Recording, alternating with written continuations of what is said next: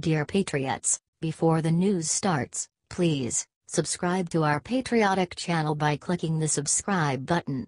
Give us a thumbs up to this video. Don't forget to leave your opinion below in the comments section. Share the news on Facebook and Twitter so your friends see it. Thank you. Moments after Mueller announced arrests, Podesta did something criminal. In a true bipartisan fashion, Bob Mueller is going at one of Hillary's key allies in his widening corruption probe. This is good news because it seems Bob Mueller is focusing on money laundering and tax evasion from lobbyists and not Russian collusion.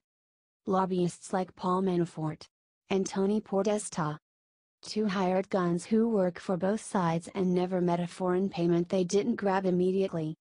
There are no morals among the highly paid DC lobbyists, just know that. According to a bombshell report from Politico, Tony, who is under enormous pressure from Bob Mueller, just resigned from his job. Tony Podesta is the brother of Hillary's campaign chairman John Podesta. They both founded the lobbying powerhouse the Podesta Group, and got wealthy through their high-level connections. He did work for the same pro-Russian Ukrainian party that Manafort did, and it looks like neither high-powered DC lobbyist reported the money or disclosed their roles properly. One of the charges levied against Manafort is improper FARA disclosures, something Podesta already admitted doing. It looks like Bob Mueller is closing in, and with Manafort's charges, Podesta clearly knows he is next, if not sooner. Podesta earned $1.2 million for the work, and he registered after the fact, a clear violation. According to the Politico, Podesta told staff he doesn't intend to go quietly, or learn how to play golf, and that he needs to fight this as an individual, but doesn't want the firm to fight it.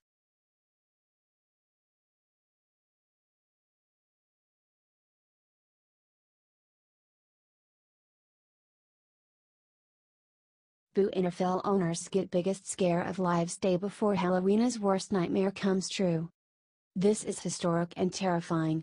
If you are an NFL owner or a television executive who paid the NFL billions in a TV deal. The NFL used to be a ratings juggernaut. Untouchable. Dominant. Worth every penny of the billions spent to broadcast the NFL games. Most people forget that Rupert Murdoch's strategy to promote Fox was to get the NFL rights. He got them when Fox was an upstart network, and the rest is history. So the NFL is important. It used to be that an average NFL game, sometimes even a local broadcast rerun of the home team, would beat Major League Baseball's crown jewel, the World Series, in the ratings. That a random NFL game could routinely beat the World Series in TV ratings shows you how dominant the NFL was. Was is the key word here. Because as an explosive new report from Breitbart shows, the NFL's party is officially over. As these numbers clearly show, the NFL's lock on TV ratings is gone. To be accurate, 2016 is the year the Chicago Cubs finally won a World Series, and that had a lot to do with those numbers, not all, but a lot. This year there is no such excuse. Thanks to Breitbart for these shocking numbers. The bottom is falling out, and the NFL owners are terrified, and they deserve it for letting the inmates run the asylum. Share if you agree.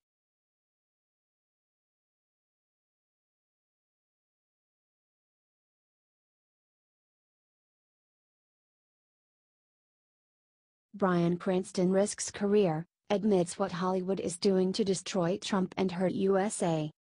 Breaking Bad star Bryan Cranston just came clean about President Trump, and you just know the Hollywood liberals are seething with rage. They don't like people telling them what to do, and they really don't like people who support President Trump, and Cranston just did both. Most probably putting his career at risk, see Tim Allen, but he doesn't care and sent the left a brutal message. To anyone, and that means you Hollywood, who wants Trump to fail, he says, F you. Cranston is out promoting his new film, Last Flag Flying, and was asked about his earlier comments that he would leave the country if Trump won. He has a whole new take on it now and made a shocking admission in an interview with The Hollywood Reporter. President Trump is not the person who I wanted to be in that office, and I've been very open about that. That being said, he is the president. If he fails, the country is in jeopardy. It would be egotistical for anyone to say, "I hope he fails." To that person I would say, FCKU. Why would you want that? So you can be right? Correct. The arrogance of the left knows no bounds, and they would literally prefer to see the USA fail if it meant hurting President Trump. Such is their rage and hatred. Don't forget they used to love him when he was just a billionaire TV star. So the flip-flop is even more disgusting. Cranston continued. I don't want him to fail. I want him to succeed. I do. I honestly do, and if you've got a good idea that helps the country, oh man, I'm gonna support you. I don't care if you're a Republican and I'm a Democrat or whatever, I don't care. A good idea is a good idea. Let's do that. We've got to get away from this idea that our country is political football, and someone with a different opinion is the enemy. Share if you agree.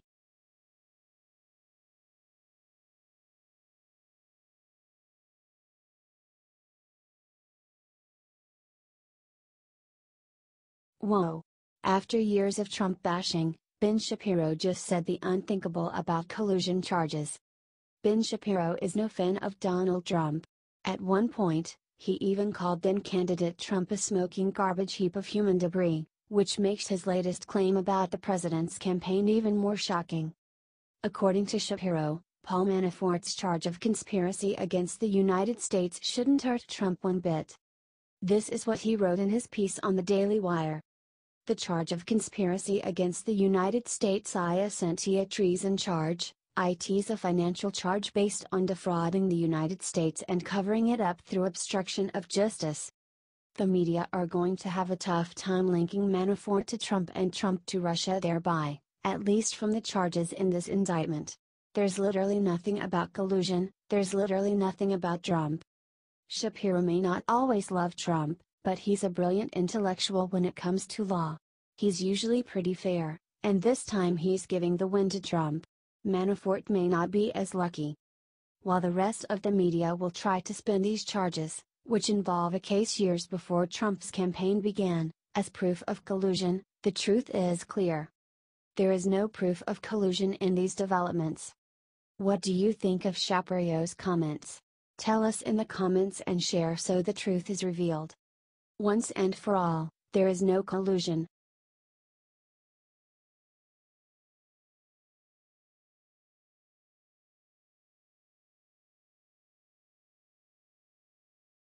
Mueller files first charges against active Trump campaign officials, and it proves there was no collusion. The big news Monday morning is no doubt the charges Robert Mueller filed against Paul Manafort, but there is another piece of news that was released and it's huge. A second person has been charged by Mueller's counsel, and he's pleading guilty. The Hill reports. George Papadopoulos, the 30-year-old foreign policy advisor, pleaded guilty earlier this month, according to court filings unsealed on Monday. The DOJ unsealed the documents shortly after it announced charges against two other higher-ranking Trump campaign officials, Paul Manafort and Rick Gates. Prosecutors charged Papadopoulos with lying to investigators about his conversations with a foreign professor. WHO told him that Russians had thousands of emails containing dirt on Democratic presidential nominee Hillary Clinton. So that certainly doesn't sound good, but it might actually point to something beneficial to Donald Trump. No one is being charged with actually meeting with the Russians. A low-level staffer was simply being told about an opportunity. The situation is similar to that of Donald Trump Jr., who wasn't charged with a crime. This guy just lied about those calls, but he eventually came to his senses and confessed.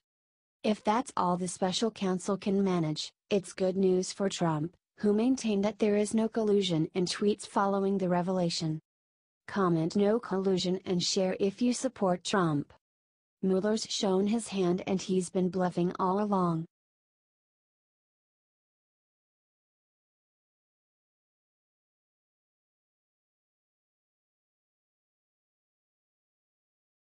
Trump shames CNN, reveals key thing about Manafort's charges media forgot to report. President Trump just broke his silence on the whole sordid Paul Manafort affair. And he exposed another false media narrative in the process. The media is in a feeding frenzy over Manafort's charges and those of his partner Rick Gates. The charges are serious. As Bob Mueller's statement makes clear, Paul G. Manafort Jr., 68, of Alexandria, Virginia, and Richard W. Gates III, 45, of Richmond, Virginia, have been indicted by a federal grand jury on October 27, 2017, in the District of Columbia. The indictment contains 12 counts: conspiracy against the United States, conspiracy to launder money, unregistered agent of a foreign principal, false and misleading false statements, and 7 counts of failure to file reports of foreign bank and financial accounts. One thing you need to know about these charges that the media will not report is that in the swamp political consultants make enormous sums of money working for foreign governments. Because once you win a presidential campaign, like James Carville did with Clinton, they made a movie about his exploits with Sandra Bullock. Every foreign candidate with money who has to run for election tends to hire our consultants. They all do, and there is nothing illegal about not paying taxes, and all that is a different matter. The second thing you need to know about these charges the media will not report, I will let President Trump tell you himself. And there you have it, no collusion, because if Mueller had it he would have charged it. Share this if you agree.